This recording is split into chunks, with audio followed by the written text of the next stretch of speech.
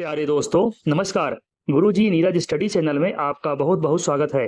दोस्तों, आज का हमारा टॉपिक है हिंदी व्याकरण के अंतर्गत समरूपी भिन्नार्थक शब्दों को अच्छी तरह से समझना, जो कि सभी कॉम्पिटिटिव एग्जाम के लिए बेहद ही इम्पोर्टेंट है। तो दोस्तों, वीडियो पूरा देखिएगा, स्किप नहीं करिएगा, जिससे आपको इसका पूरा लाभ मिल सके। तो चलिए दोस्तों, हमारा आपसे रिक्वेस्ट है कि वीडियो अच्छा लगे तो लाइक कर लीजिएगा और हमारे चैनल को सब्सक्राइब जरूर कर लीजिएगा, जिससे वीडियो के अपलोड होने की सूचना आपको मिल सके।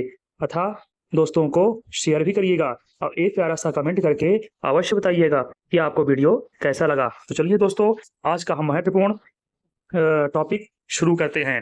तो आज का हमारा टॉपिक है समरूपी भिन्नार्थक शब्द ट्रिक के साथ समझना। साथियों, ट्रिक सब में लागू नहीं होता, कुछ चीजों में ट्रिक लागू होता है और कुछ चीजों को बहुत अच्छी तरह से समझना होता है।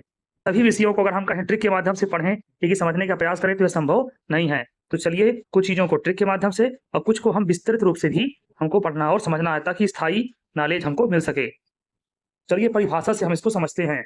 वे शब्द जो दिखने में समान होते हैं लेकिन भिन्न भिन्न अर्थ प्रदान करते हैं।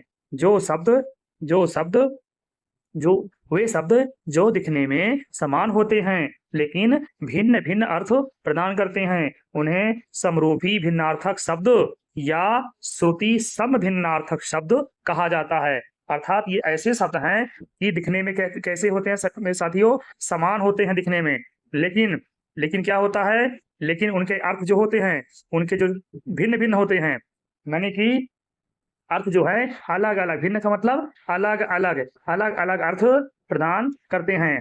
तो समरूपी भिन्नार्थक शब्द या श्रुति सम भिन्न, श्रुति माने सुनना, तो सम भिन्नार्थक शब्द मतलब लगते समान हैं पर उनके अर्थ अलग अलग होते हैं। चलिए उदाहरण से इसको समझते हैं। चलिए साथियों, यहाँ पे श्रुति भिन्नार्थक शब्दों के कुछ विशेष बातें यहाँ पे बताई हमने, यहाँ पे लिया है। विशेष बातें हमारे पास क्रमांक 1 और 2 में है। तो मुख्य बातें क्या हैं? विशेष बात यह है कि यह हिंदी भाषा की एक महत्वपूर्ण अवधारणा है। हिंदी भाषा की एक महत्वपूर्ण साथियों अवधारणा है। यह शब्द के अर्थ को स्पष्ट करने और शब्दों के बीच गलतफहमी को दूर करती है। साथियों, यह अवधारणा के साथ साथ शब्द के अर्थ को तो स्पष्ट करती ही है, अर्थ को स्पष्ट करती ही है, लेकिन साथ में शब्दों के बीच में क्या होता है साथियों, गलतफहमी को दूर भी करता है। तो चलिए और आगे अच्छे से समझने की कोशिश करते हैं। अब हम उदाहरण से समझेंगे इसको, तब हमको अच्छे से समझ में आएगा। परीक्षा में बेहद ही खास है और बेहद ही महत्वपूर्ण है, यह परीक्षा में इनका आना तय है। चलिए टॉप हम 20 देखते हैं, जिसमें 100% परीक्षा में ऐसे इनमें से शब्द आते हैं। तो सबसे पहला शब्द लेते हैं साथियों, यहाँ पे है, ध्यान समझिएगा, कपि कपि मतलब बहुत ही एकदम सामान्य अंतर है, मतलब इसलिए कहा समरूपी है। पर कपि कपि अगर हम ऐसे कह देंगे तो कोई समझ नहीं पाएगा कि हम एक ही शब्द कह रहे हैं, लेकिन वास्तविकता यह है कि कपि अलग है और कपि दो अलग है, दोनों के अर्थ अलग अलग है। तो कपि का अर्थ यहाँ पे बंदर है और कपि का अर्थ है गिरनी।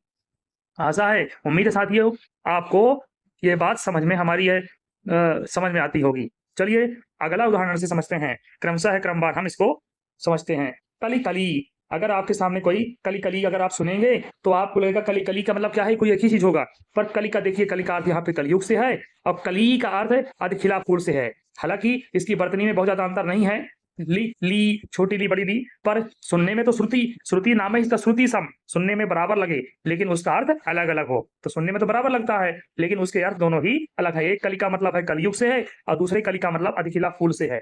अब आगे आप देखते हैं, कुटी कुटी कुटी कुटी। अब कुटी कुटी को देख के लगता है कुटी कुटी कुटी कुटी, कुटी का मतलब, एक कुटी का मतलब है झोपड़ी और एक कुटी का मतलब है दोषी। यहाँ पे है कुटी कुटी, यहाँ पे छोटी टी का लीजिएगा, कुटी, कुटी का मतलब झोपड़ी और कुटी का मतलब है दोषी। अब आगे देखते हैं, बात बात, तो बात एक बात है, यहाँ एक वात है। तो बात दूर से सुनने पे लगता है बात एक ही बात हुई, एक ही चीज है, लेकिन बात का सीधा मतलब बातचीत से है और एक वात का मतलब है हवा से है। तो अब आगे देखते हैं साथियों, और अब देखिएगा, बंदी, तो यहाँ पे बंदी है, यहाँ वंदी है, बंदी। और तो यहाँ बंदी का मतलब कैदी से है और बंदी का मतलब भात या चरण से है। और का मतलब होता है की तरफ, और का मतलब तथा एवं। चलिए आगे देखते हैं। और तो यहाँ पे है कुल कूल। कुल का मतलब, कुल से मतलब है सबसे है, और यहाँ कूल का मतलब किनारा से है। अब देखते हैं फन फन। देखिए फन फन सुन के लगता है कि बस कोई एक ही शब्द है, पर यहाँ पे इससे यहाँ पे स्पष्ट होगा। फन का मतलब, एक फन का मतलब सांप का फन, और दूसरा है फन का मतलब होता है हुनर या कला। अब आगे देखते हैं राज का मतलब क्या हुआ। एक राज का मतलब शासन से है, और दूसरे राज का मतलब रहस्य हुआ। चलिए आगे देखते हैं।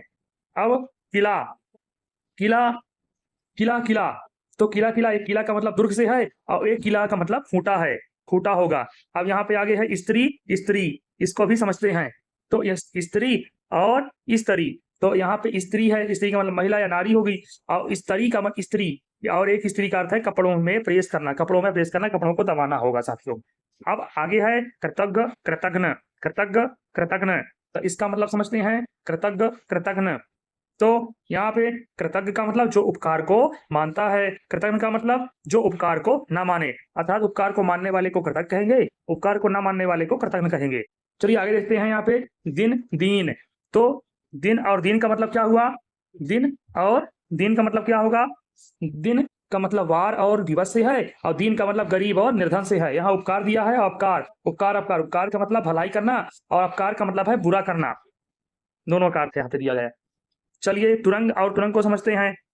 तो यहाँ पे तुरंग और तरंग तुरंग, ज्यादा अंतर नहीं है। तरंग तुरंग देख सकता है, तरंग तुरंग का बहुत ही सामान्य अंतर है, पर अर्थ में तो बहुत ज्यादा अंतर होगा। यहाँ तरंग का मतलब लहर से है, और तुरंग का मतलब घोड़ा से है। अब यहाँ पे शर वर्तनी में बहुत सामान्य अंतर है, लेकिन अर्थ में विशेष अंतर आपको देखने को ऐसे शब्दों में मिलेगा। सर, आप देखिएगा ये सर का मतलब क्या होगा। तो एक सर का साथियों, एक सर का मतलब तीर से है, एक सर का मतलब तीर और बाज से है, और दूसरे सर का तालाब से है। अली और अली, तो एक ये पहले अली का भौरा से, और अली का दूसरे अली का सखी से है, थोड़ा सा अंतर मिल रहा है। चलिए अब आगे देखते हैं। कली, अब कली का सीधा मतलब, कली का मतलब कलयुग से है, और कली का मतलब फूल से। ऐसे ही आकर का मतलब खजाना से, और आकार का मतलब बनावट से। चलिए आगे देखते हैं। अवधि का मतलब क्या हुआ। अवधि एक है, अवधि मतलब समय से, और एक अवधि का मतलब भाषा से। तो एक का मतलब समय से हो गया अवधि, और एक का मतलब समय से। यहाँ पे छोटी थी कर लीजिएगा। यहाँ पे अवधि मतलब समय, और अवधि माने भाषा। बहुत ही सामान्य अंतर है, पर भिन्नार्थक अर्थ यहाँ पे प्रतीत होता है सभी में। तो यहाँ पे ग्रह है, अब ग्रह, अब ये ग्रह का मतलब घर है, और एक ग्रह का मतलब है। वर्तनी में थोड़ा सा अंतर है, ऐसे वाला लकार है, री में हलंत है, और ग्रह में ऐसे वाला डी वाला। देखिए दोनों का मतलब देख लीजिए, ग्रह का मतलब घर, यहाँ ग्रह का मतलब नक्षत्र से है। हरी का मतलब हरी मतलब वानर, और हरी मतलब हरा से, हरा रंग, ये हरा कलर से है। चलिए साथियों, उम्मीद है आपको ये वीडियो पसंद आया होगा। तो इसी के साथ आज का हमारा टॉपिक कंप्लीट होता है।